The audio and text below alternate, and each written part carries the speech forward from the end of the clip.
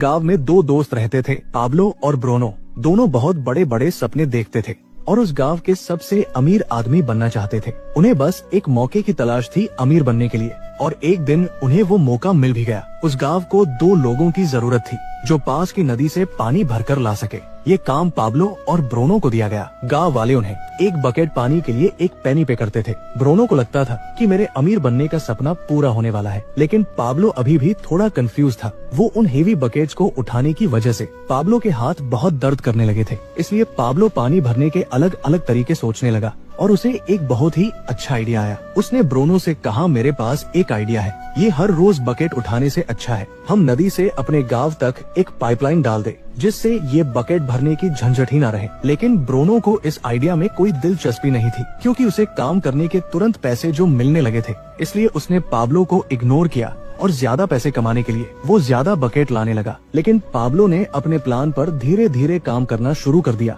वो आधे दिन बकेट भरता और बाकी के टाइम पाइपलाइन बनाता। उसे पता था ये काम बहुत मुश्किल होगा और पाइपलाइन बनाने में 1 से 2 साल लग सकते हैं, लेकिन उसे अपने आइडिया पर भरोसा था। इसलिए उसने पाइपलाइन के लिए काम जारी रखा। कुछ महीने बाद ब्रूनो और गांव वालों ने उस पर हंसना शुरू कर दिया, क्योंकि 1-2 महीने में उसका कुछ खास काम नहीं हुआ था। इसलिए गांव वाले उसे पाब्लो द पाइपलाइन मैन कहकर उसका मजाक उड़ाते थे। और दूसरी तरफ बकेट भरने वाले ब्रूनो की इनकम डबल हो चुकी थी। वो एक बड़ा घर खरीद चुका था, उसकी लाइफस्टाइल बदल चुकी थी। ब्रूनो जब वीकेंड्स पर मजे करता तब भी पाब्लो पाइपलाइन के लिए खुदाई का काम करता था। और कुछ ही महीने बाद पाब्लो की आधी पाइपलाइन बन चुकी थी, जिसकी वजह से उसे पानी भरने के लिए अब आधे रास्ते तक ही आना पड़ता था। इससे उसका काफी टाइम बचने लगा और वो पाइपलाइन बनाने में ज्यादा टाइम देने लगा। इधर कुछ महीनों बाद ब्रूनो को रियलाइज हुआ कि रोजाना इतनी बकेट उठाने से उसका शरीर अब पूरी तरह से थक चुका था। अब वो पहले जितना पानी नहीं ला सकता था, जिसकी वजह से वो बहुत परेशान रहने लगा। और इस तरह महीने गुजरते गए, पर पाब्लो ने अपनी पाइपलाइन पर काम जारी रखा